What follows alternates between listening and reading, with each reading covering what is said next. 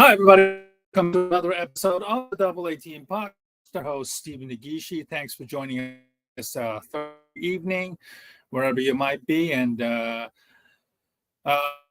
last week, me and Ken, we couldn't do our show, unfortunately, because obviously it was Mother's Day. Ken was out celebrating Mother's Day with his sister up in.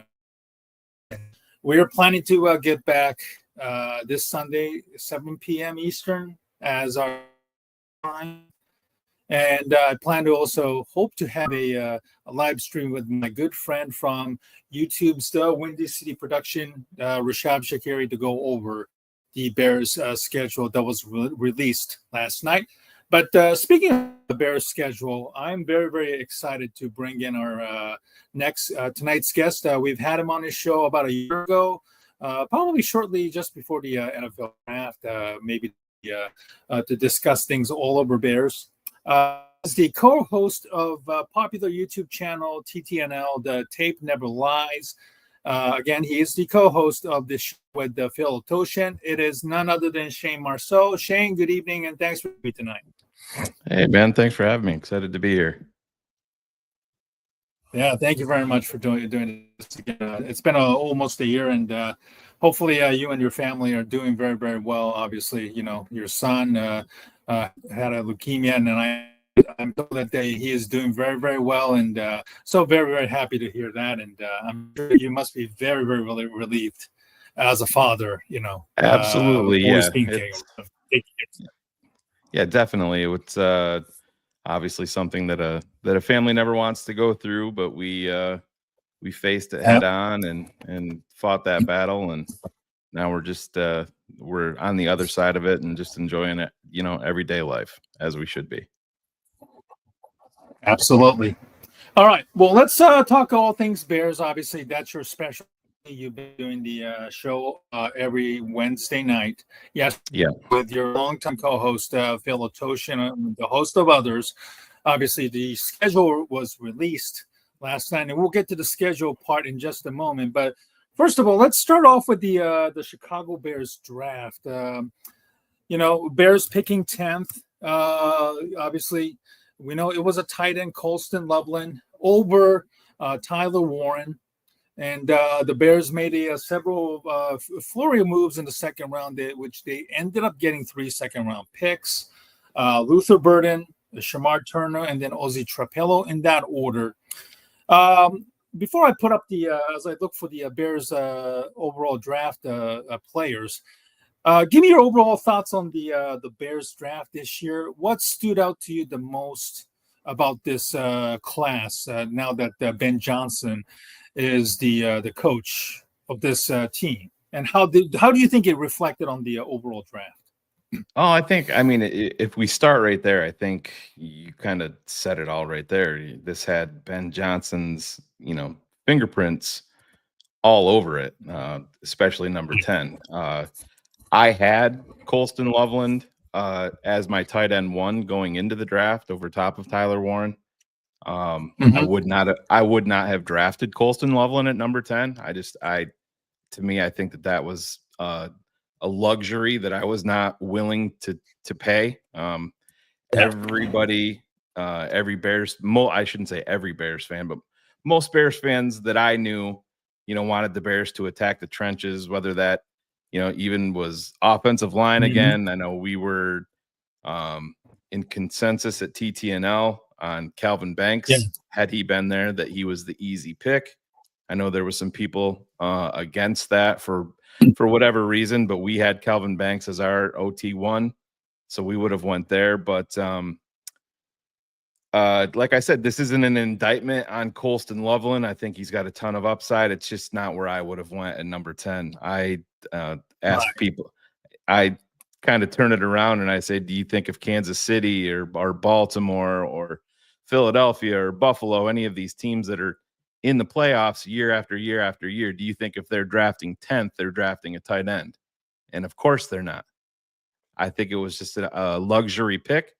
The Bears made it. I wouldn't have made it, even though he is my tight end 1. And now we go. But beyond that, You know, Phil and I talked about it last night. You know, you getting Luther Burden at 39. I would have done the same exact thing that the Bears did there. He was my wide receiver one. Matt Waldman from the RSP was on with us. He had Luther Burden as his wide receiver one. I know Phil did also. After that, for me, at pick 41 with the Bears dropping down, that was kind of the kick in the pants for me in terms of what my expectations were. I would have sat at 41 and I would have drafted Ariante Ursery, the offensive tackle out of Minnesota, to bring him in to be your left tackle right there. That would have been my pick at 41. We were also very high on Ursery at TTNL, and I wasn't a huge fan of the trade down. And then I know we're not getting into day 3 yet, but the day 3 trade down was even worse for me. Right. So do you think that the Bears kind of chose Luther Burden at 39 because the Patriots picked Tayvon Henderson at 1 pick ahead of them? That was kind of like the elimination by process, right? Yeah, that seems to be the consensus, and we've talked to a couple of people that, you know, that they had heard the same thing, that was the Bears. Bears were actually making phone calls to try to move up a little bit, and it was a little bit too expensive. And we were told flat out that if Tayvon Henderson was available at 39, that was the Bears pick. And I would be very interested to know, if Tayvon Henderson was there, would the Bears have still sat and taken Burden at 41? Because the Saints were the Saints were at 40 and they took a quarterback. So I assume they still go quarterback. Did the Bears still sit and pick and take Burden? My guess is probably not. But you know, they said they went BPA and took the top wide receiver on their board at 39. And to me, again, I had no problem with Luther Burden at 39. To me, he was clearly head and shoulders BPA on the way that I had everything broken down for TTNL. Getting, you know, wide receiver 1 at 39 is extreme value, and he's a perfect fit for a Ben Johnson offense. Absolutely. It's kind of fitting that his NFL comp is, I believe, DJ Moore, with the way he runs routes, and then especially his yards after the catch is very, very comparable. And now that you know, he can actually play with you know, DJ and learn a few things about you know, being a pro and everything. So I think it was a great pick. I'm kind of you know, I was like scratching my head, you know, when Luther Burden was picked, of course. Now I'm coming around the idea that you know, Tayvon Henderson was gone, so they had no other choice in that regard. Who was your pick for the first round? Was it Kelvin Banks, who went 1 spot ahead of the Bears? Yeah, that was.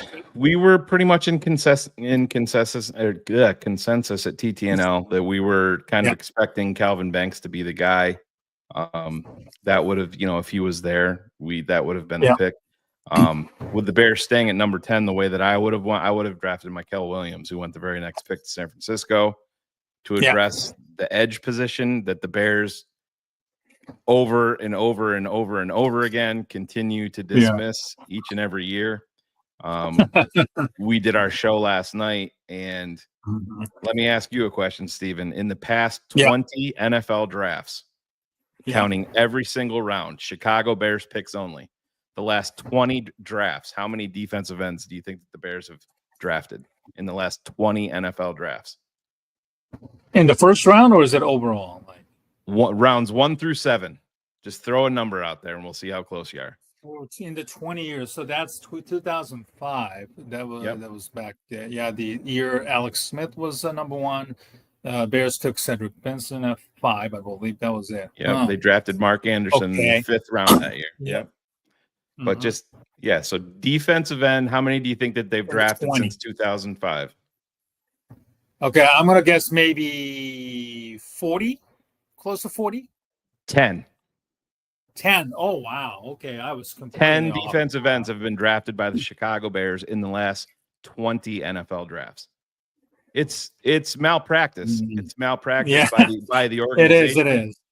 And then when you break it down even further, if we just back this up to 2022, so this is Ryan Poles only. Yeah. Ryan Poles has drafted 2 defensive ends since 2022, and he's also drafted 2 punters. And the highest drafted player out of punters and defensive ends under Ryan Poles' tenure is the punter. Torrey Taylor was the highest drafted player. And so they continue to dismiss it. And it's a major issue with the Chicago Bears that I don't think is talked about enough. Yeah, I was kind of thinking maybe they're going to draft an edge rusher, like Michael Williams at 11 or something like that. Or maybe, I'm sorry, that was 10. You know, he went one pick after to the San Francisco 49ers. So, you know, this draft overall, you know, felt like a really weird one, because a lot of it is based on, you know, like projection, you know, based on potential. You know, you wouldn't really couldn't figure it out. Okay, these guys are a sure thing, and you know, it was top heavy draft, and a lot of the picks, even the ones that, you know, the Bears in the first round, second round, you know, later, I definitely felt that you know, it was like with all drafts, it's a hit or miss. You know, it's a sure, you know, yeah, and then for the Bears, you know, looking at the Azie Toome pick, you know, there was a guy who played you know, multiple position up in Boston College, a guy who was actually coached by Bill O'Brien, the former NFL coach, along with the NFL staff that came over from his time in Houston, and so forth. But Shayne, what do you think of the Azie Toome pick? Do you think he's going to be the left tackle by default because Braxton Jones is still hurt, or do you feel like Azie has something that, you know, you feel like, yeah, he's got the talent? I think he's got talent. Looking at the tape, and again, this is, you know, what we're based on, the Tape Never Lies Network. This is what we do. I look at him as more of a right tackle, and this has been the Bears, you know, blueprint for years and years. They take their best offensive lineman and they're shuffling him all over the line. You saw it with Kyle Long, you saw it with Cody Whitehair, in moving all of these. And I don't want them to move Darnell Wright. Let Darnell Wright sit at right tackle. Let him get some consistent, you know, players next to him. So you see, you know, Jonah Jackson is in there. We don't have to go through the Nate Davis nonsense anymore. And I mean, you can say the same thing about Braxton Jones. Braxton Jones kind of is who he is at this point. Can you get worse? Absolutely, you can get worse. But would he prevent you from upgrading? No, that's why I would draft Kelvin Banks if he had been available. I think that the Bears are going about this the right way. But to me, you had a clear-cut offensive left tackle available, and the Bears just obviously were not high enough on him in Ariante Ursary that Houston ended up taking. It's going to be interesting to see how they go. You know, 6'8", that's a pretty big man, and if you watch him on tape, he's got some issues where he plays a little bit too high just naturally because he's 6'8". But again, it's going to make him a better player for having a guy like Joe Thuney next to him. That's going to make him better. So it's going to make Braxton Jones better. It's going to make Karan Amagaji better.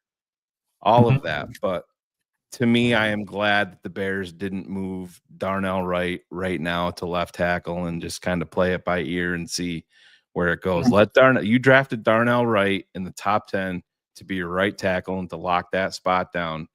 Let him stay there. That's kind of where I am. Let Azie go. I mean, can he be worse than Braxton Jones? Maybe. I think he's stronger than Braxton Jones, and the Bears obviously thought an awful lot of him to draft him in the second round. So that's kind of where we're at. And to answer your question completely, I think he is kind of by default, because if Braxton Jones wasn't injured, this regime with Ryan Poles and Ian Cunningham obviously thinks an awful lot of Braxton Jones. I'm not there with them so much. Me neither. But we'll see where it goes. And ankle problems when you're a big human like that, when you have an injured ankle and your base isn't one of your strengths anyway. He's got those thin limbs. We'll see where it goes, but I think obviously Azie Toome is the leader in the clubhouse to be your left tackle to open up the season. That's what I think. Sure. They finally kind of addressed the defensive line. They took Shamar Turner. There's Shamar Stewart, and then there's Shamar Turner, the teammate, obviously, to Shamar's from Texas A&M. Yep. I was actually kind of liking this pick, obviously, because he had to play inside. He was bulky. He had to kind of accommodate Nick Scorton, who transferred from Purdue. Obviously, a big guy, but missed the combine because he had a rod in his leg, and now he's still recovering from it. Yep. Your thoughts on Shamar Turner and the position that he's likely to play and what he brings to the table? Yeah, we had him down as a defensive tackle, and that's where we would have started him. And we were happy to hear Dennis Allen come out and say that that's where they're going to start him, is on the inside. Mm-hmm. That's when we watched him on tape. We had Shamar Turner inside. I think people were just kind of saying, "Oh, the Bears didn't draft an edge rusher. We can put him outside." There's been some talk of the Bears trying Gervon Dexter outside. We'll see where that goes. Mm-hmm. But again, not to repeat myself, you could have answered those questions with Michael Williams at number 10 and not had to worry about it, and still drafted Shamar Turner, and made that weakness a strength. But yeah, we like him inside, and we love the attitude that he brings. I love adding him inside with a guy that is still ascending in Gervon Dexter, but especially with a guy like Grady Jarrett. Mm-hmm. Turner is a guy that's going to come out, and in my favorite part of the whole process with him was, can I swear on here? Go ahead. I swear too. Yeah, he's an asshole on the field, and the Bears need more players like that. He needs to. Right, there was a video circulating, guys. Yeah, we need to. He punched probably O-line's nuts. Yeah, probably don't need to go there, but the Bears need more dogs like that on both sides of the ball. And when you get a young player, like you said, asshole. Yeah, you need an asshole that's going to go in there and he's going to ruffle some feathers and piss some players off, and that's what you want. Yeah. And Dennis Allen, again, to his comment, he said, we're probably going to need to throttle him down a little bit with that, but it's much easier to throttle a guy down than to try to throttle him up. You know what mm-hmm. I mean?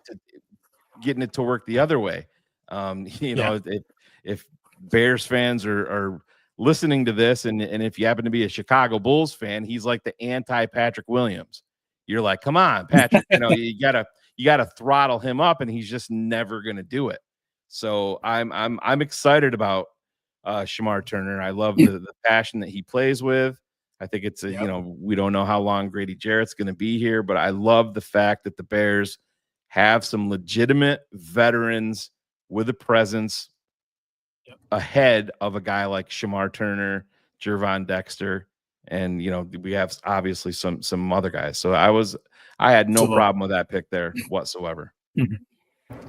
As for the start of the season, it's pretty much, I think, Grady Jarrett and Andrew Billings that was man the interior defensive line if season starts for you, right? Yeah, I mean, I think depending on Andrew's going into a contract year. We know are friends with a member of his family that we used to work with before Phil and I created TTNL, and we'll see how he comes back with the torn pec.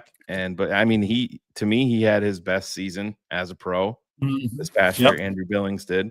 But again, we saw the Super Bowl, and we saw how you attack teams. You attack them in waves. You try to throw as many fastballs as you can at them. And it's not, it can't be just Grady Jarrett and Andrew Billings. It's got to be Gervon Dexter.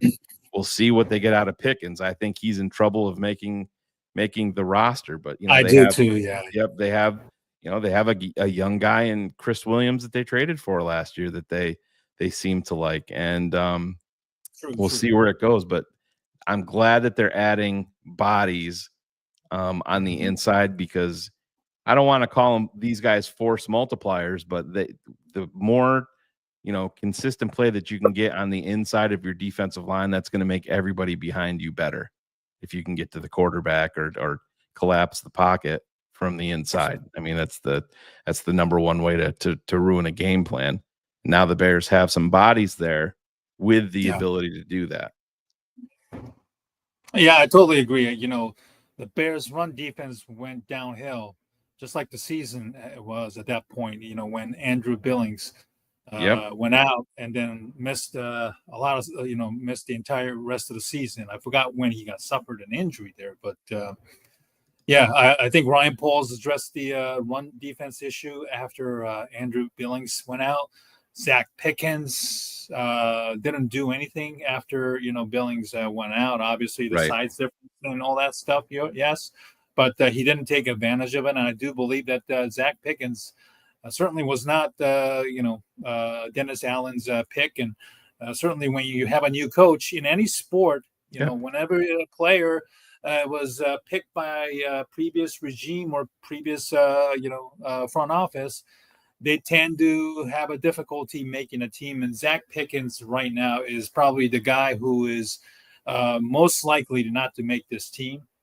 Again, that's just how it is in the world of sports. So hopefully, Zach Pickens will prove us all wrong, and just play with ass on fire, I guess, for the lack of better terms. But we'll see what happens if the offseason acquisition. We haven't even touched about Dayo Odegbo from the Colts that they signed as a free agent too. So Pickens' odds of making a team is just gotten a lot worse too as well. So yeah, I totally agree there. I think he's right now on the outside looking in, and he's got a long way to go, because it's you can go down a little bit. And I'm just looking at the roster now, and where did I have the name? Jonathan Ford was the kid that they picked up. That's right. They added another guy from the Packers. Yeah, yeah, it's like 6'5", or right around 340, big guy. And the Bears don't have a lot of guys like that, but they thought enough. That guy might be the backup for Billings as Scottish Bears. Absolutely. Yep, and he's 26 years old, so he's got youth on his side, and again, going to be able to learn another year under Andrew Billings, and even from a guy like Grady Jarrett, that's going to help. That's something that the Bears have not done in a long time, getting these veterans that let's be honest, they had to overpay for Grady Jarrett to get him here, and that I was perfectly fine with that. That, because they need a presence like that. Same thing with Joe Thuney. They didn't overpay for Joe Thuney, but they need legitimate veterans that have a voice, that are legitimate players in the league, that can have a presence in the locker room. Because was there a worse locker room in the NFL last year than the Chicago Bears? I don't think so. No. It's always somebody, leaking out information, privately or on a podcast and stuff like that. And it was ugly as hell. So you're totally right on that. But by the way, Grady Jarrett's father was a former NFL linebacker. For those who are old school fans, I believe his father was Jesse Tuggle, who was a very great linebacker. With the Falcons, made multiple multiple Pro Bowls. I think he came about the same time as Mike Singletary was in his at his peak of his career. So he kind of got overshadowed there. Of course, the Falcons were a pretty bad team there. But there's no question. Grady Jarrett is a phenomenal addition. His veteran presence, I think, the way he spoke in his introductory press conference really won fans and some media members over with the way he really put himself out there. And I couldn't be more happy that a guy like Grady Jarrett is bringing the the leadership that was really lacking from this team from last year. Kerry, thanks for the thoughts. Any thoughts on the Caleb story that broke today? Kerry, thanks for that. We're going to get to that story in a bit. But we're kind of following through. But we're going to get to the draft, the schedule, and then the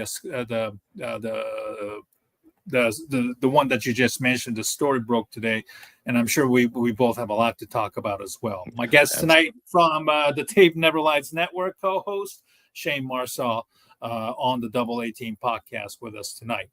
So let's kind of run down the rest of the draft picks. Ruben Hippolite, the 4th round pick. Zach Frazier from UTSA, pick number 5 in the round 5. Luke Newman, round 6. And then Kyle Monangai, the running back from Rutgers, who was still available at round 7. That kind of rounds up the pick. Out of the 4 picks here, let's start with Ruben Hippolite. I think a lot of guys were kind of like, who is this guy? Because, he wasn't even, I don't think, invited to the draft combine in Indianapolis and everything. Now that you kind of done some research on him, you and Phil and the crew there, what do you think of the Hippolite pick? And do you feel like this was a bit of a reach, or do you feel like this was a pretty good pick for who he is? I actually don't think it was a bit of a reach. I think it was a massive reach in a big way. I thought that Ryan Poles got beat up pretty good on day 3, trying to move around the board, and pretty clear that he had earmarks on the running back that went to the New York Giants. And then he bounced out. I can make a case for the trade down from 41. I didn't love it. I can make a case for it, and I can understand it. The trade down from 109 was awful for the Chicago Bears. They made the trade with they made 2 trades with Buffalo, and that's the thing. And this is what gets back to the Bears. Not that the Bears haven't addressed needs on the inside of their defensive line. They have, but they made 2 trades with Buffalo in the 2025 draft. Buffalo drafts TJ Sanders and Deion Walker. This is a Super Bowl contender. Right. The Bears at 109. I mean, you could have sat at 109. All right, you didn't get Cam Scatabo. That's obviously who the Bears. Bashul Tutin came off, and then Cam Scatabo went the very next pick. So the Bears had a running back earmarked at 109. Those were the 2 running backs that went back to back, and then the Bears bailed. So to me, you're sitting there at 109.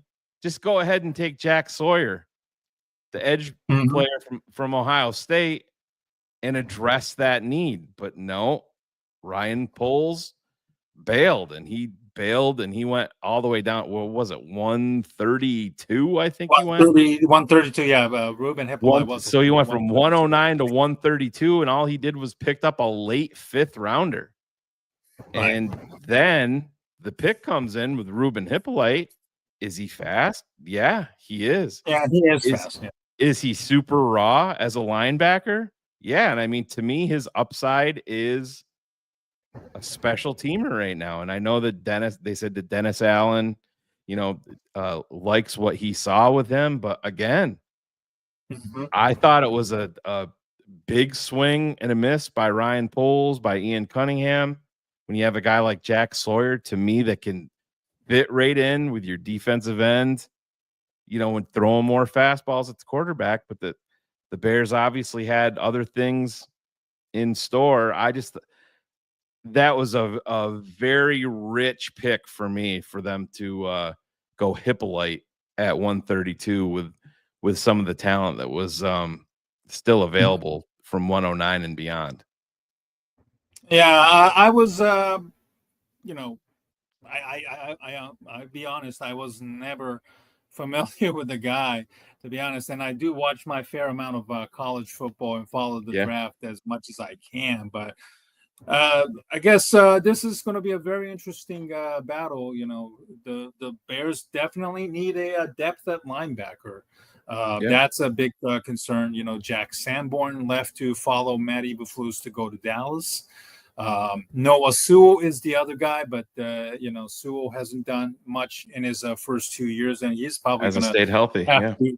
Yeah, he has to stay healthy, and he definitely is looking to make some more contributions and getting a new start under Dennis Allen himself. So the battle for the linebacker position, or at least the backup position, is going to be very, very interesting.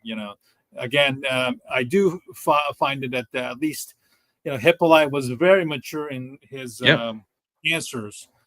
Very impressive in how he was composed and answered himself in regards to him being considered a reach in the draft and not a not a being kind words being said about his selection there. Any of the other draft picks, of course, that stand out? Of course, it's Kyle Monangai. Let's wrap it up with Kyle Monangai, a 7th-round pick guy. They finally got the running back. He's not the fastest guy out there. He runs in his 4.6, but he has shown enough burst. He is a tough, physical inside runner. He's not afraid of contacts. I've seen him, plow through the would-be tacklers and also, run through with a couple of, tackle, defensive players chasing or dragging with him. How much of a chance do you give Monangai making a serious contribution as a rookie, or do you feel like he's a 7th-round pick? Let's not get our hopes too high. No, I think he was the best pick of day 3 by a pretty sizable margin. Zay Frazier is very, very interesting. I'm not going to say that he's not, and I know that was essentially an Al Harris pick. He brought him to the radar for Ryan Poles, and I understand that he's an older player, just like Hippolyte is. But again, he's about 25, I think, this season. So there's no margin of error for you guys. Yeah, and Hippolyte will be 24 in September.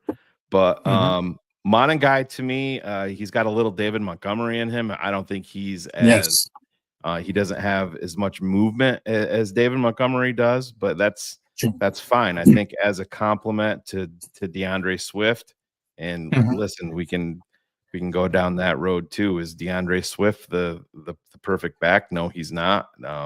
He leaves an awful lot of yards on the field for my liking. I mean, I was I was in Buffalo behind the Bears bench in the first row when the Bears opened up preseason last year, and you remember that little dump off that Caleb got hit and kind of just flipped the ball to DeAndre Swift, and DeAndre Swift busted out and ended up taking it 50 or 60 yards, but how he didn't score still baffles me, because if he stays outside, there was nobody there.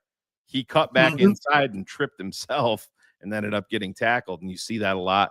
DeAndre Swift did the same thing in Philadelphia behind the best offensive line in the NFL. So it's no surprise that he's doing the same thing in Chicago behind a lackluster team. But I do think that fans overall are a little bit too harsh on DeAndre Swift. Is he serviceable? Yes, he is. He's a good back. He's just, listen, I think a lot of fans look at it and they're like, well, he's not Saquon Barkley, so he sucks. And that's that's not the truth. Do I think I think Monangai is a better running back than Roschon Johnson? I do. I think Roschon has been overrated from Jump Street in Chicago. They were talking about him. The word franchise pillar in terms of leadership was thrown out there the day that they drafted him. We'll see how Ben Johnson uses him, if they're going to be running inside the tackles a little bit. Now that they got the inside of their offensive line kind of sorted out, maybe he can be more effective. But I think Monangai is going to be a contributor, and I think he's easily going to make this team. I really do. I'm not going to be surprised if the Bears don't bring in another veteran back here at some point this summer. I think that they should. And I know fans are excited about Ian Wheeler, but there's Ian Wheelers every year. He's unfortunately, yes. Yep. And it's too bad how he went down with the torn ACL. He's got some skills. He's got some things that he's got to work on. Pass pro is almost non-existent with Wheeler, but Monangai is I think if you put him in last year's draft, he's probably a 4th-round pick. That's how deep the running back class was this year. So the kid can play, and he's going to play. He's going to make the team, and he's going to be a contributor.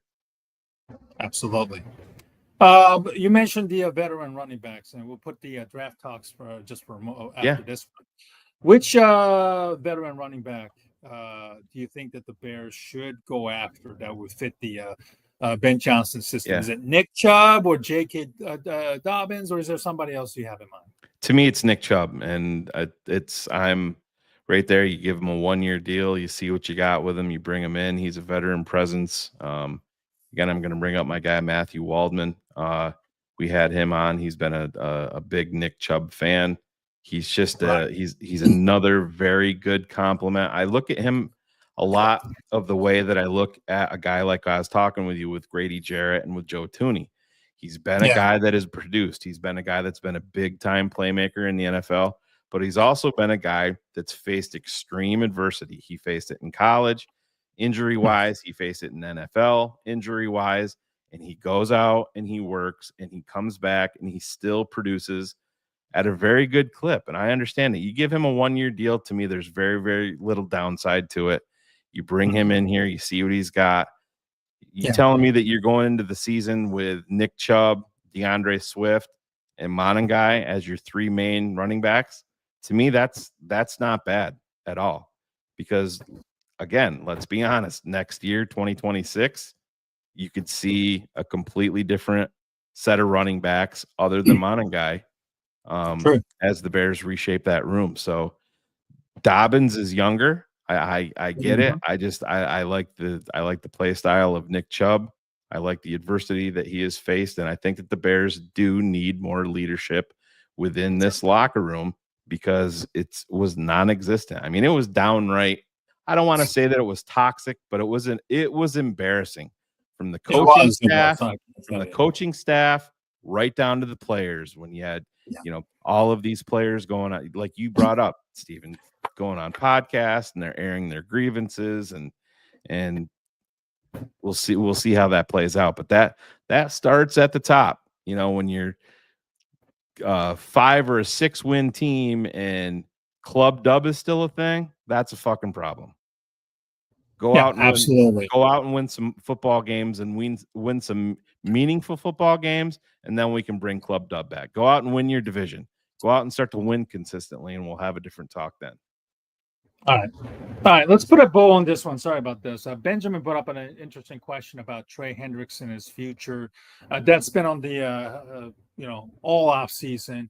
He and the Bengals have no conversation, none whatsoever. Hendrickson's been on Pat McAfee show several times to air out his frustration and everything.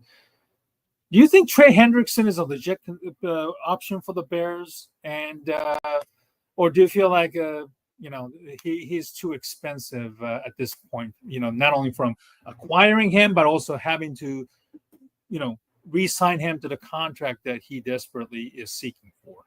He should be an option. He should be the main option for the Bears right now.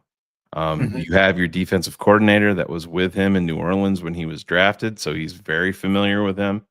And again, Montez, they made the trade for Montez Sweat, and I know Bears fans look at Montez Sweat, and I don't want to say that he gets overrated, but Montez Sweat is not an elite pass rusher. He never has been. He's got elite level traits to make him that. He's had 1 double-digit sack season in his career, and that was split between 2 teams in Washington and Chicago 2 years ago. 2 years ago, yes.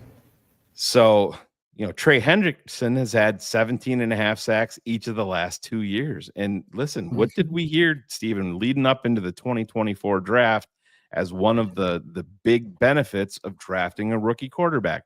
You get him on that rookie pay scale so you can put these financial assets someplace else. Enter Trey Hendrickson. That is why, listen, and this is not an indictment on Dayo Odeyingbo. He's a young player. He still has upside, and I understand that the Bears paid him. They didn't pay him an exorbitant amount of money.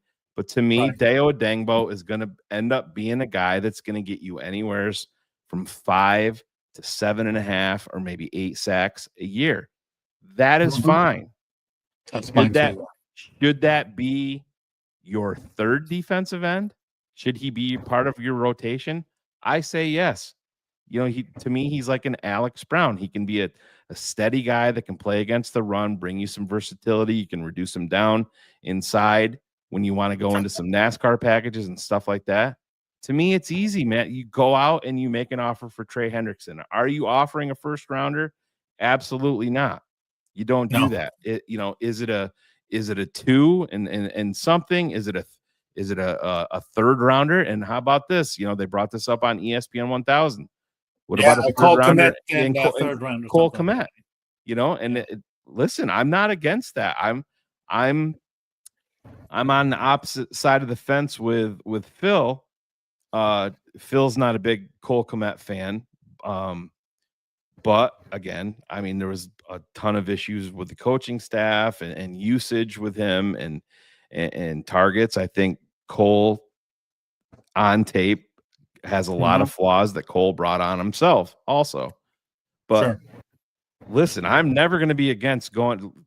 Trey Hendrickson's 30 years old. You give him a 3-year contract, pay him the money that he wants, and then let's go dance. Go get the quarterback. What is wrong with that? That's why you have Caleb here. He's on the rookie scale contract. Add another one.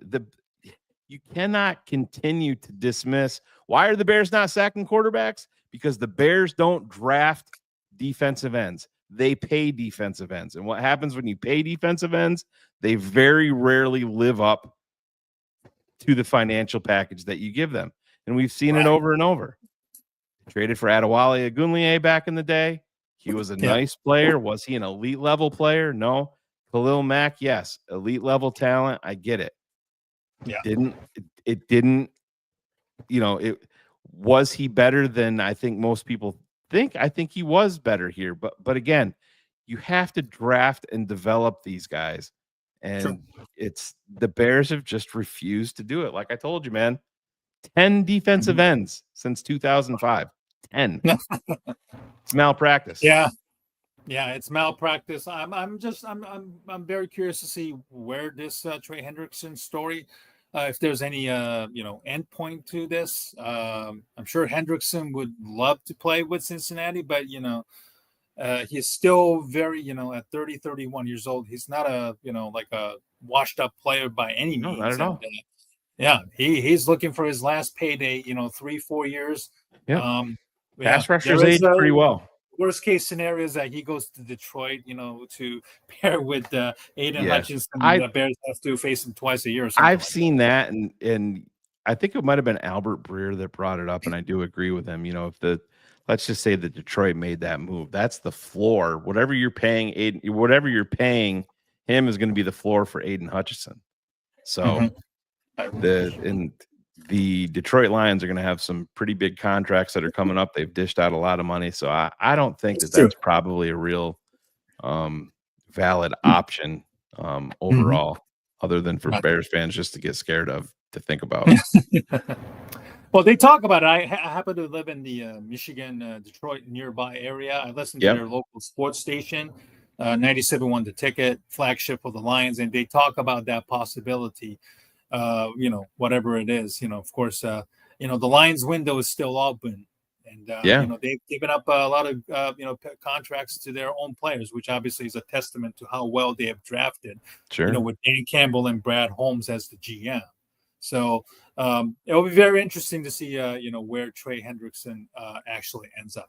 All right, we're going to change up a little bit because I know this was brought up by your crew. Thanks for joining from the people from TTNL fans watching this show. Let's talk about the Seth Wickersham bombshell report. I don't know if a bombshell is even a appropriate title here, but for those who are gone all day for work and wasn't paying much attention to. Seth Wickersham of ESPN is releasing a new book coming out that is related to American. I forgot the name of the title. That is American Kings: A Biography of Quarterbacks in the months before the draft.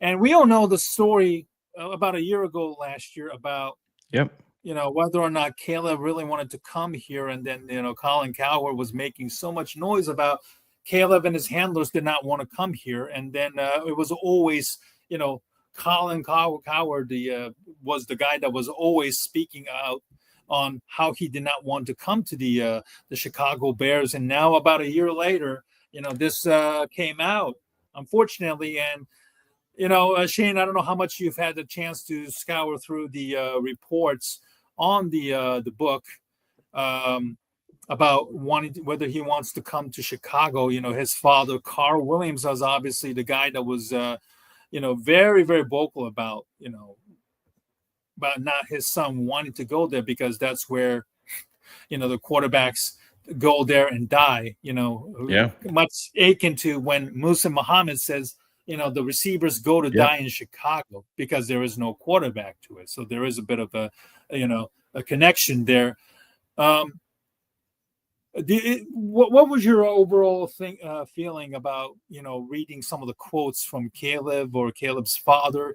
Is this something that Caleb certainly has to address when the OTAs happen? But is this a nothing burger to you, or is this more of an indictment towards the Chicago Bears and the way they have botched the drafting and development of quarterbacks that really came back to that almost came back to haunt them?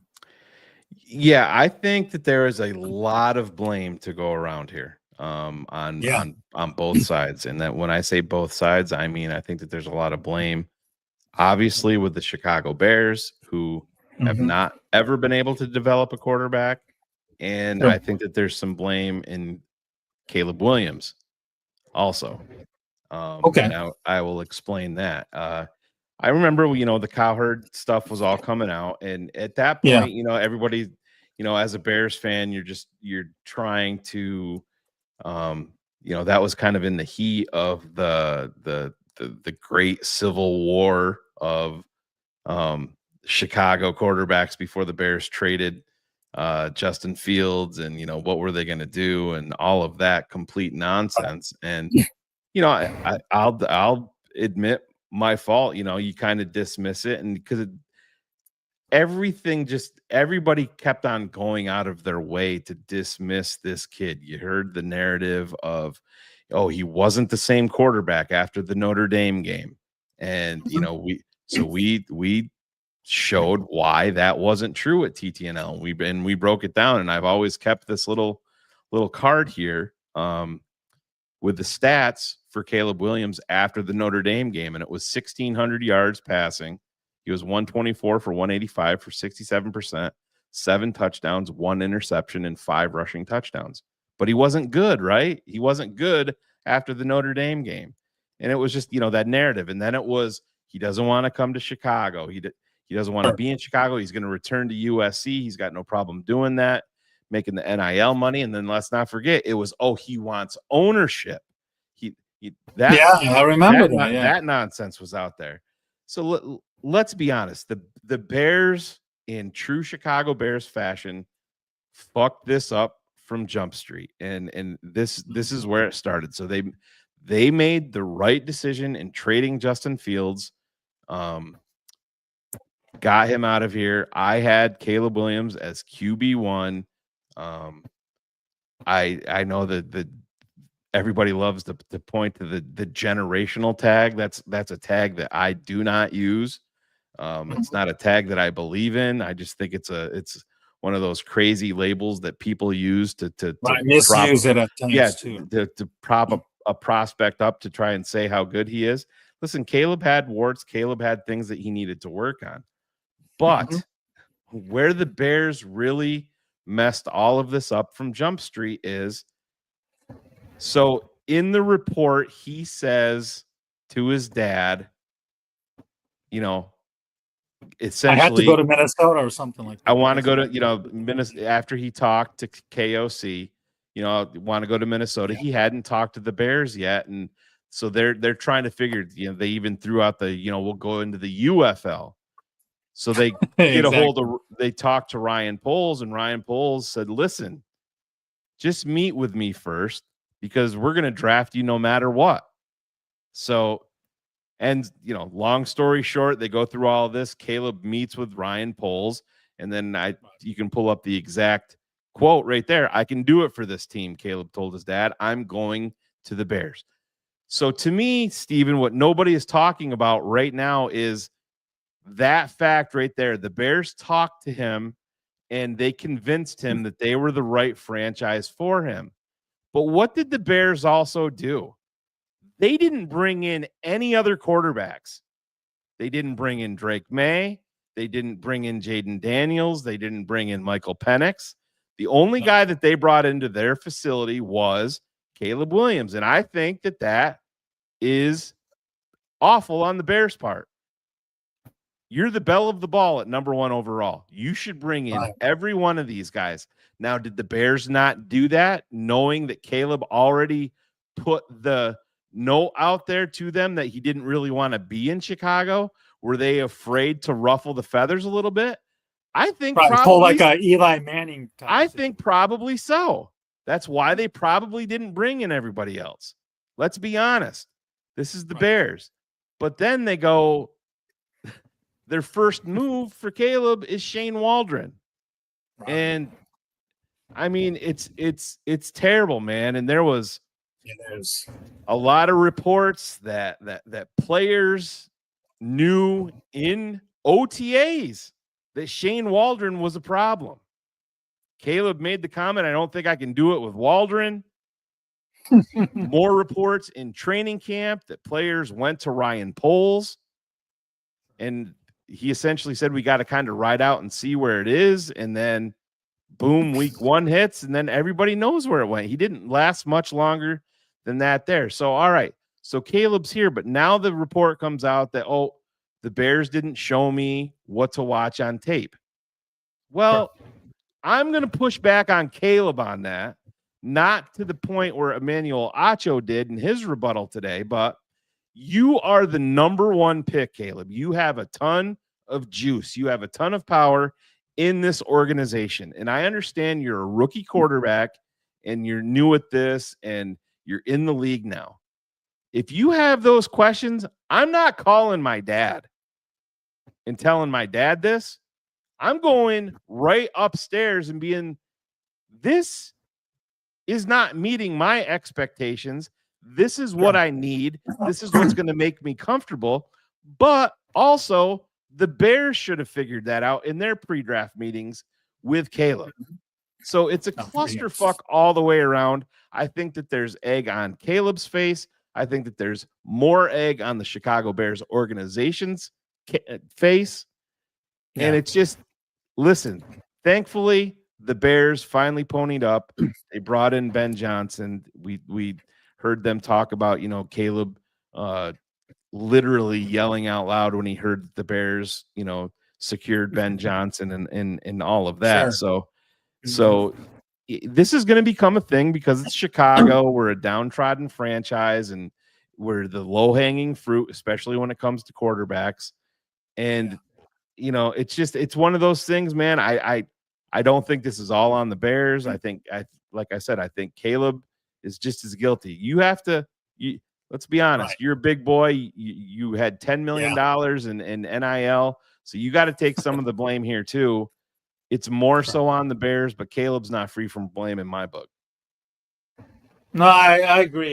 You know, I remember CHGO had an interview back in Super Bowl a year ago. Not this one, but the year before. Yeah. Jackson Smith and Jigba, the Seahawks receiver, was, you know, very lukewarm and wasn't, you know, endorsing Shane Waldron. And I think that was a warning sign. I think a lot of people probably saw that and was like, whoa, really? Is this guy just literally shitting on Waldron because, you know, he didn't give him enough touches or balls to him? Sure. But now we know that, Waldron was just a complete disaster. That, you know, both Eberflus and Ryan Poles certainly had a, you know, hand on, you know, with the botched hiring, first with Luke Getsy and now Shane Waldron. So that's another bad sign for the Chicago Bears, first of all. And I totally agree about, you know, Caleb needing to take some accountability. You know, you're the number 1 pick. You're the team. Team leader now, whether you like it or not. You're not just a rookie now. So, and you know, when you have a ton of juice in the franchise. Right, your voice matters now. Absolutely. So I'm sure that Caleb, certainly deserve a lot better. But I think this whole experience where he was almost sacked 70 times and almost got killed almost every game, Yeah. Really, really in an unfortunate situation overall. But on the bright side, that we the Bears fans endured a 10-game losing streak. Yeah. Which thankfully ended with the last kick by Santos against the Green Bay Packers up in Green Bay to end the the losing streak. It paved the way for the Bears to hire Ben Johnson. And, Johnson has been really, really impressed with how he handles himself and how he talks. You could listen to him talk to, Colin Cowherd's interview today on, which was on today, by the way. If you're not, familiar with, Johnson, how he handled himself, how he talked about Caleb and embracing the challenges and all in on Caleb and, what makes him the number one pick and everything. I highly recommend you look it up and, maybe, Ben Johnson, Colin Cowherd on X or YouTube, and you'll find the video of the entire interview. And then, it's night and day listening to Eberflus, who took no accountability last year, to Ben Johnson and how he is such a breath of fresh air. So, hopefully the years of mediocrity is officially over now. And I think one thing it's unfortunate that it had to be leaked out like this, Yeah, and listen, that part of it is what it is. I mean, stuff is always going to leak. Stuff is always going to find its way True. to the media. But there's a silver lining here. And I think that this is what Bears fans have to realize is, was Caleb doing everything that he needed to do behind the scenes? Was he in the playbook as much as he should have been? Was he watching as much tape as he should have been? We're probably never going to know. Caleb knows the answer to that. Matt Eberflus and Ryan Poles know the answer to that, and the players know the answer to that. With all of that being said, with the Bears organization being a failure that it's been, and developing quarterbacks and the botching hire, like you said, of Waldron and of Getsy and of Eberflus and all of that together, and the chaos that we saw on the field, the offensive line being awful, everything, the offense being inept. With all of that being said, what did we still see? Caleb Williams still passed for 3,500 yards. He threw 20 touchdowns and 6 interceptions. Under all of that chaos, surrounded by that circus. So that is a testament to the talent of the kid. Now you get in a guy, a legitimate coach, a legitimate offensive, I don't want to say genius, but a guy that knows what he's doing on the offensive side of the ball. You bring him in here that's going to hold Caleb accountable. Now it's on Ben Johnson. Right. You can't say that be comfortable being uncomfortable. You better hold these guys to it. It better not be Club Med at training camp. You better hear the pads popping out there. You better get calloused like Matt Nagy said never did.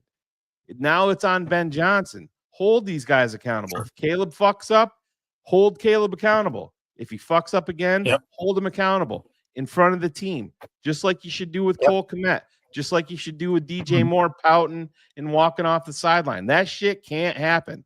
Now it's on Ben Johnson.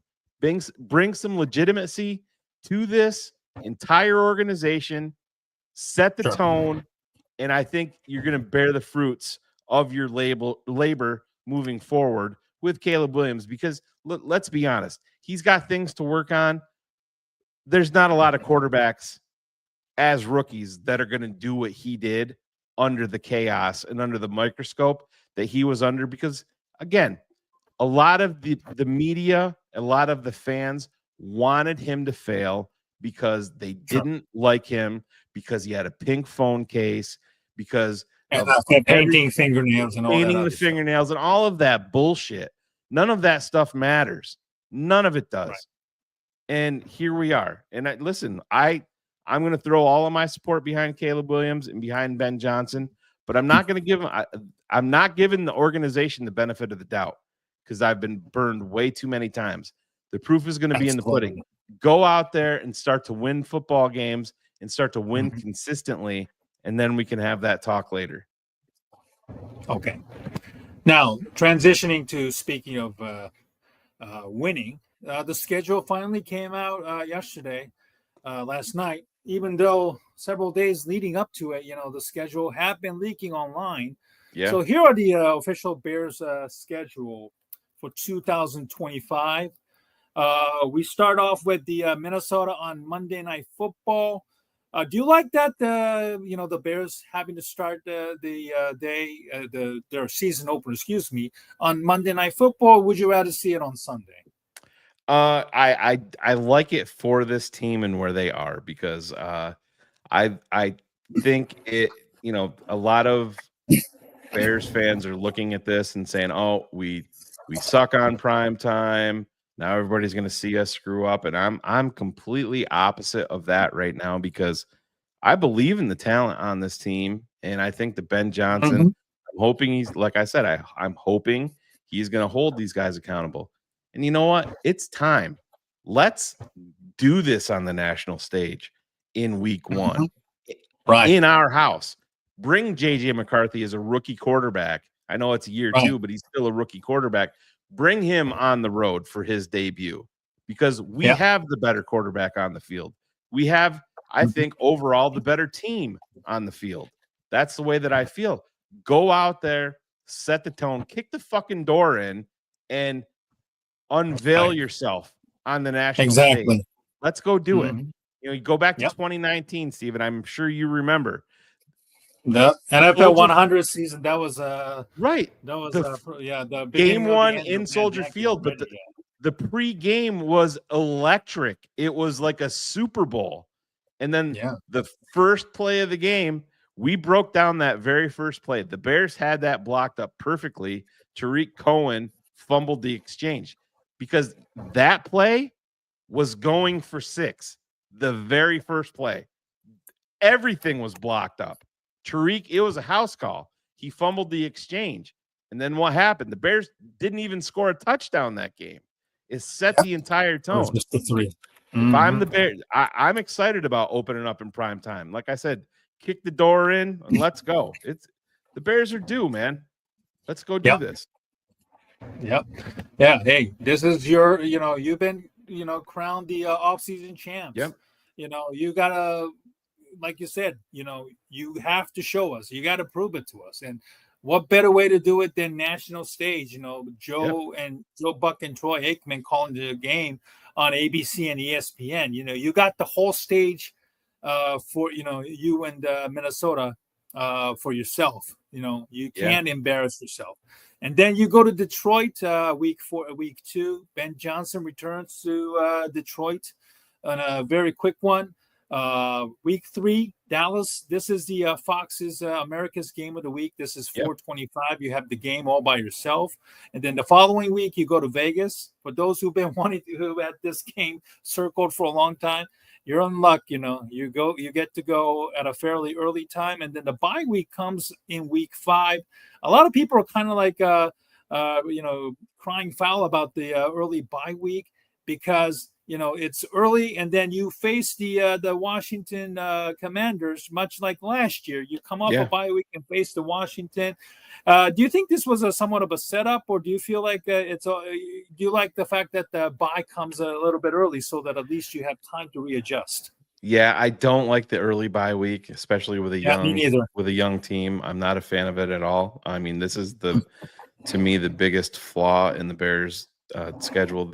The teams are the teams. Listen, it's hard to win in the NFL. I mean, you go down through that, and it's just because New Orleans has questions at quarterback doesn't mean that you can't get punched in the face against New Orleans. And it is what it is. But the early bye week, I'd like to see it more kind of mid-season or after. But it is it is what it is. But the NFL, man, they're a media machine. Now they have the 2-week build up to show the Hail Mary and to show Tyreek Stevenson talking, to fans in the stands, and they got that build up. I mean, how many times are we going to see that on that Monday Night Football game in the lead up? We're going to see that play over and over and over again.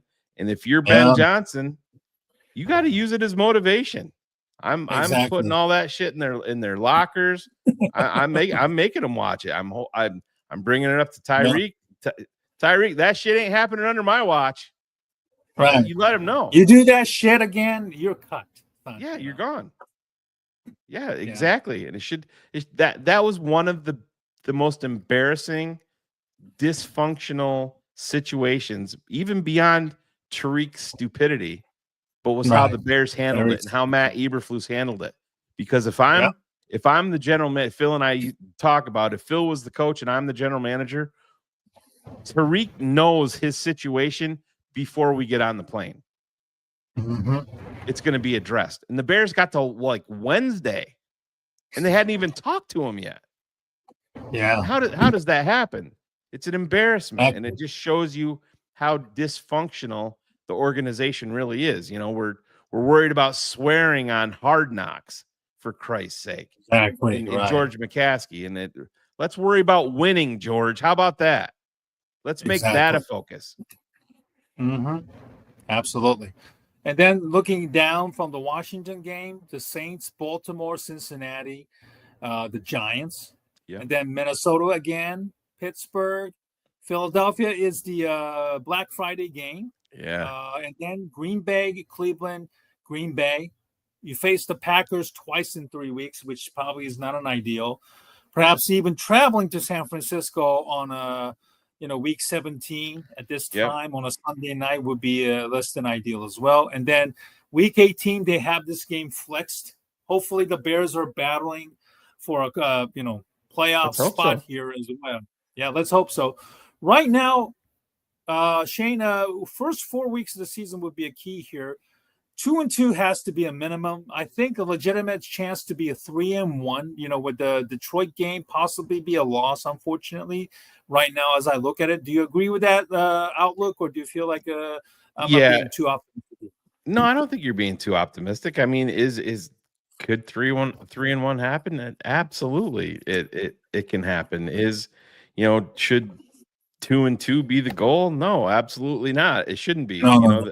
Because I think, I think the Bears are better than Minnesota because I think they have major question marks at quarterback. I think that the Bears don't have, I think that there's a lot of drama around Dallas and it's in Chicago. I happen to be a bigger believer in the Bears than I am in Dallas and Vegas. Listen, Geno Smith isn't getting any younger. He's 37 or 38 years old. The Bears get to play on the fast track inside. I think he's still 34 or 35, something like that, too. Is he? I thought he was like 37. No, I think he was drafted in 2014. He was like born 1991, so he's not that super old. Yeah, I think so. Yeah, but so he's about 34. Yeah, yeah. So it's just, but like I said, it's one of the things that, and I'm not saying that we can't do it here. We absolutely can, but we, getting down to guessing the wins and losses when, it's so hard. Like I said, you can predict the Bears to win week 1, and then you get ravaged by injuries in the preseason or whatever like that. But, I'm not going to be a guy that's coming out and saying, the Bears are going to, 11 wins, 12 wins or anything like that. It's like, 8 wins. Put me down for 8 wins, and you just show me, because that's where I'm at with this that's team. The floor for you right now, right? Yeah, 8 wins. The absolute floor. Okay. Yeah, that's kind of where I'm at with this. Can they go above that? Absolutely, they can. But in true Chicago Bears fashion, can they punch their ticket and go below that? Yeah, we've seen it before. We've seen it. I mean, Caleb got to play better. Offensive line got to gel. Defensive line, lots of question marks. Ben Johnson, how are you going to react being the guy? You're not just the OC anymore. Now you're worried about both sides of the ball. Dennis Allen, I want to see you attack. Make it so these guys can't breathe. I don't want to see any. Steven, you watched all the games. I'm sure you were at games last year too. I was the worst football game I've ever seen in my life. I was in Soldier Field for the New England Patriots game last year. I was there too. I was with awful. with Chub Shakiri, the Bears YouTuber with the weekend Windy Yeah. City production that I do a lot of YouTube channels with. I was there too. 355. Me and Rashab together on the south end zone. Yeah, I believe.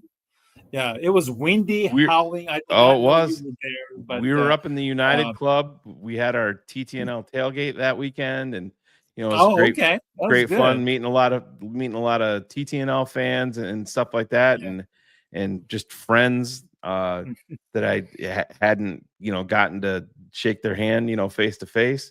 But then the football, it was horrific. I mean, never horrific. in my life. Worst game of any sporting event that I've ever attended. That was so bad. Yeah, my son was there with me. It was hard to stomach, and I mean that was really the beginning of the end, and those are the things that the Bears need to get over. But like I said, can the Bears win more than 8 games? Absolutely, but I'm just like, you know what, yes. you gotta show me, and I don't want to. The Bears got to go out and they got to punch some of the big dogs in the face. They have to. Yeah. You talk about Black Friday. That's going to be, you talk about one hell of a test. I think Philadelphia Eagles are the best team in the NFL. Their roster is loaded. They lost a bunch of guys. And I think they're better. That's how scary that is. But, we'll see. But it's the Bears. It's just time, man. The Bears fans need to get their swagger back, and rather than we're going to get destroyed today. Because if you believe and you have confidence, you know that your team is feeling the same way. And when they're a young football team, that goes a long way. That's why, to me, it's critical that you go out there and you punch Minnesota in the face and you set the tone week 1 at home on prime time and let the world know, hey, this ain't the same old Bears. Ben Johnson has changed things. Kevin Warren has changed things. George, go umpire a softball game. Go do your thing and stay away from everybody.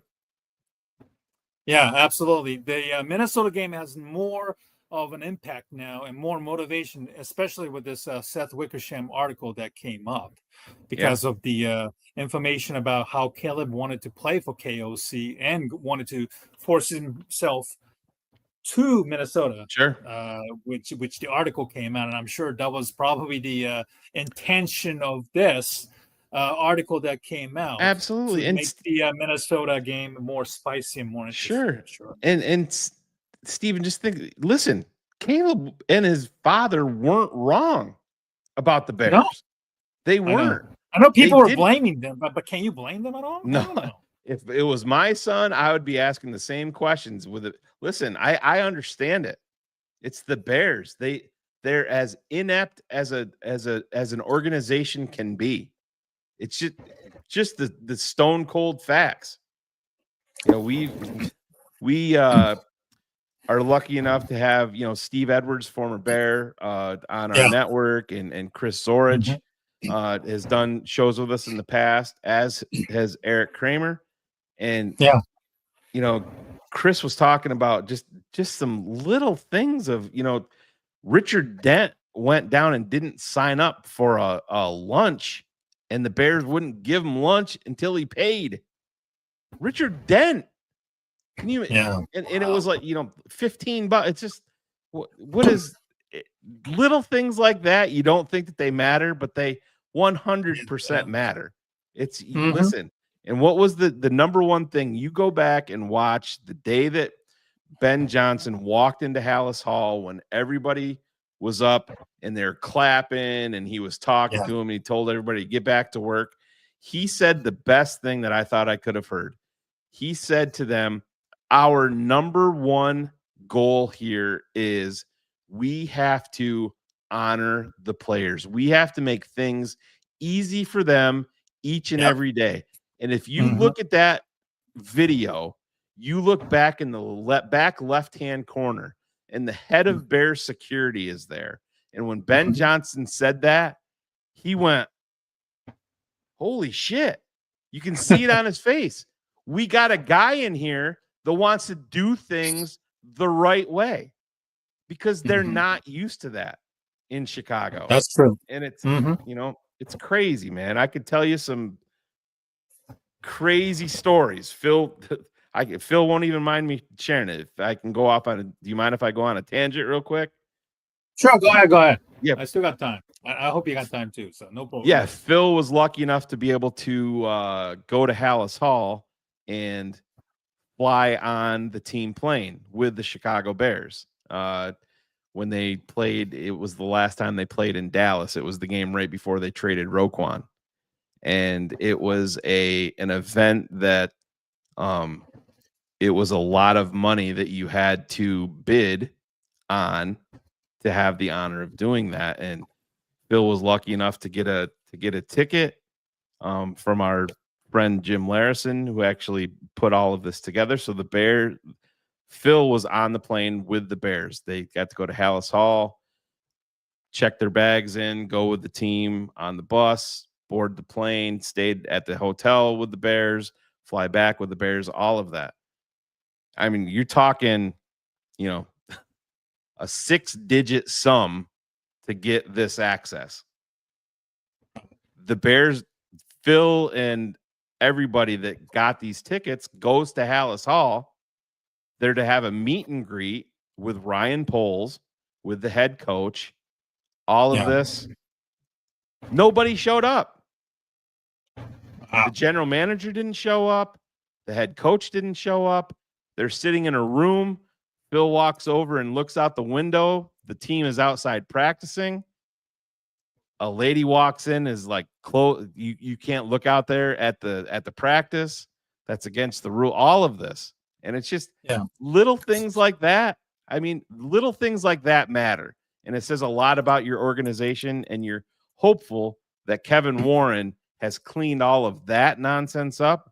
I mean, you're talking about a 6-figure sum, and you have the audacity not to show up to people that are giving you that sum of money.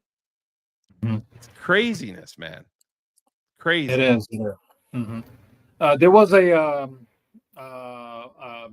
blog, Jeff Hughes, the Bears blog, asking around the league about the Bears, and there was one thing about George Halas that was being asked, and I think a lot of owners don't really have high regards towards the McCaskies, especially George, basically being kind of an afterthought amongst the other more known owners, like say Jerry Jones, Robert Kraft, the Hunts, even Jeffrey Lurie, among others, of course. And it's interesting, with the death of Virginia McCaskey, the future of the Bears ownership is somewhat unknown. I know Peggy Kusinski, I hope I'm pronouncing it correctly, on ESPN Chicago mentioned Kusinski, talked about the Bears are probably looking into bringing in outside investors as a part of a transition, because the Bears have to pay inheritance tax, and it's not really unknown how much his kids even care about the Bears and so forth. So it will be very, very interesting. Maybe George is thinking about pushing up the value of his team before he decides to part ways, or at least be more of a minority owner type of deal moving forward, knowing that this is probably the best opportunity for the Bears to win under his tenure, and then he probably would like to go out as a winner more so than anything else. So we're very, very curious.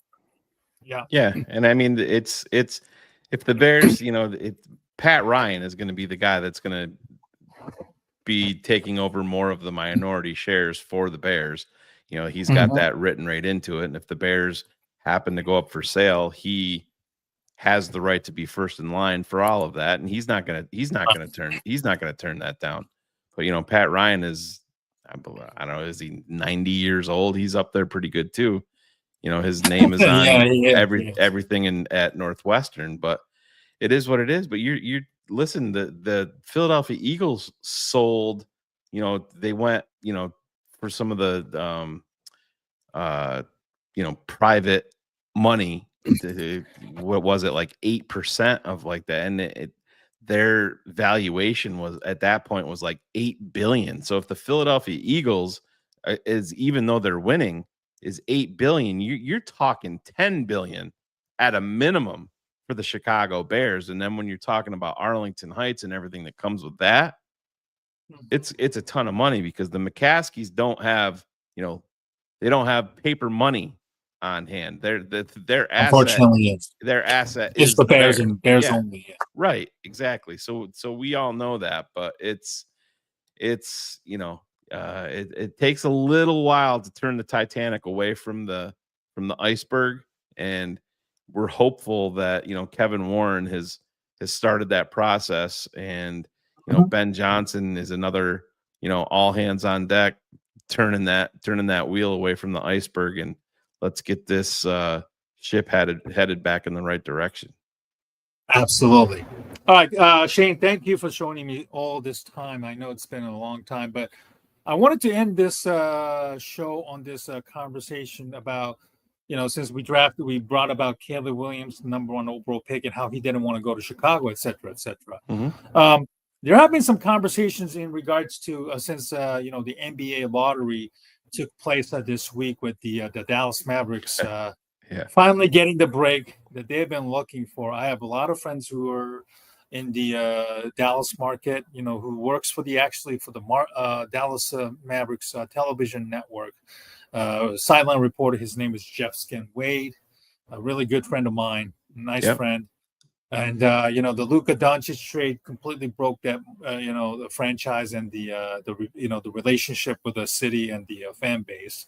But now they got Cooper Flagg, and Mike Greenberg and the others are saying something about maybe the NFL should also adopt the NFL the draft lottery stuff.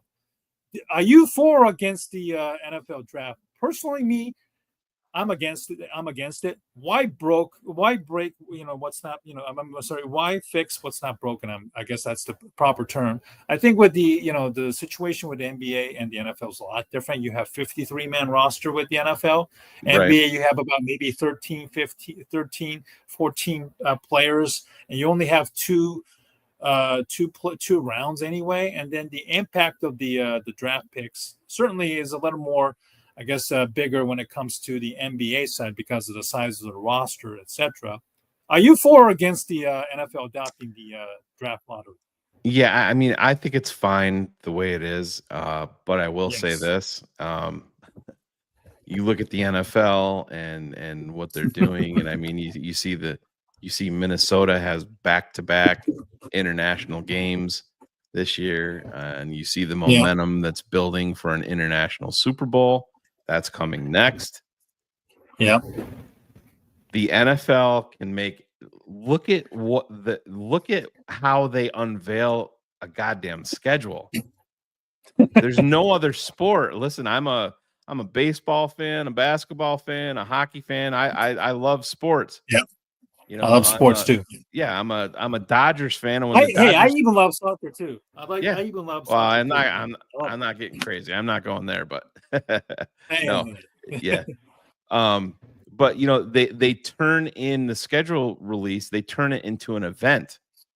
And like a goddamn party, yeah. and look at the NFL draft. I mean, look at how many people they brought into Green Bay. And you don't think for 1 minute that Roger Goodell and these owners aren't thinking about a lottery for the NFL draft and what they would turn that into? It would be a primetime event. Listen, Adam Schefter and Ian Rappaport both talked about it. And I mean, did they put that out there on their own, or were they nudged to float it out there and see, I feel like it's more of a matter just to see the reaction from the fan base. Yeah. And I listen, I'm more of a I'm with you. I don't think it's broke.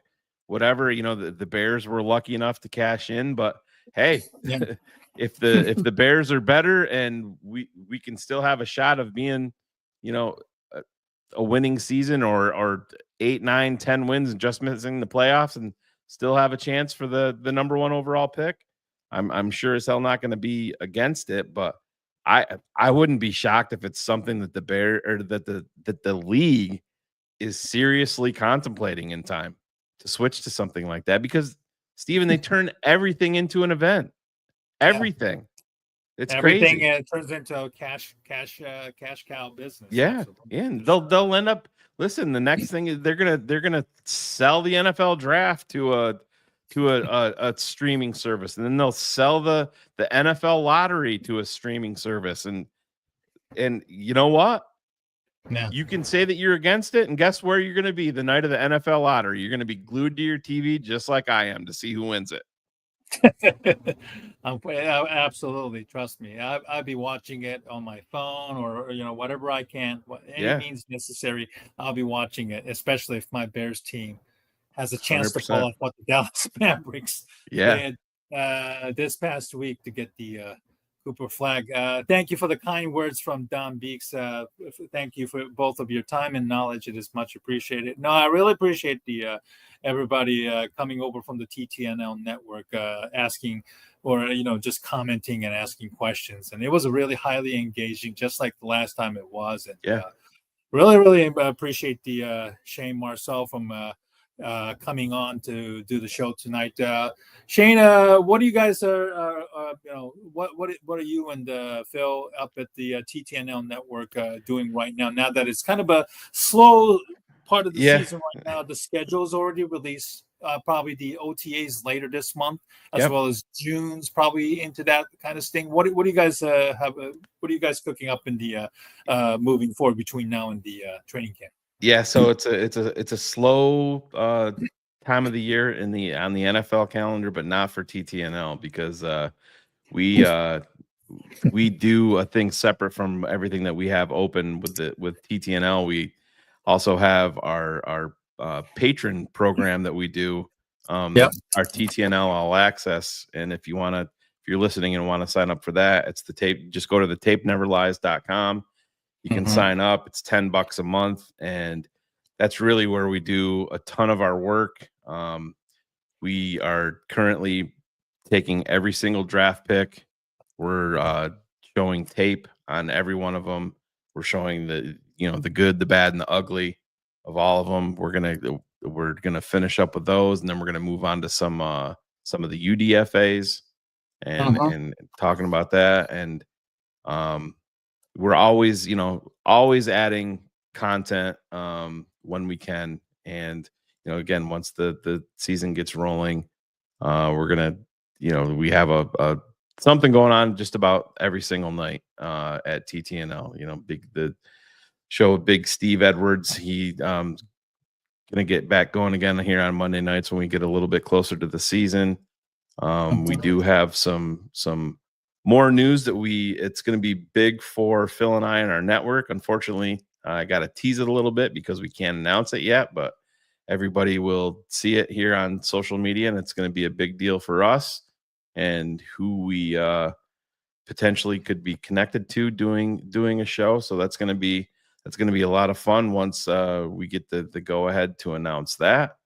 But like I said, this is a labor of love, and we definitely love it. And like I said, man, we're based on tape, and that's where it all is. We're not playing favorites. We're going to show you the good of a player, just like we're going to show you the bad of a player, and then we're going to address it. So that's what we do.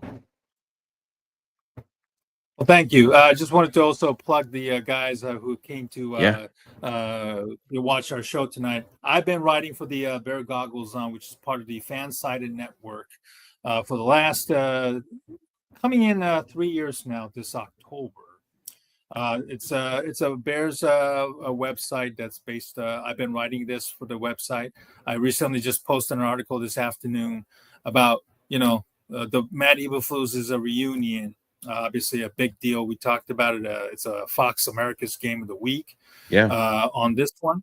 And then I've also been writing more for the main page for the fan side. It's a network network, their NFL regular page here as well. I've been also transitioning into that since January as well. I'm writing as much as I can. Obviously, my commitment to work makes it a little more difficult to write as regularly as I like to, but I'm also looking at the other leagues as well. So, go check it out, and if you've always been interested in, getting involved in sports writing and stuff like that, if I can do it, maybe y'all can do it as well. If you've always been interested, but always been hesitant about, do I have time? Do I have the talent?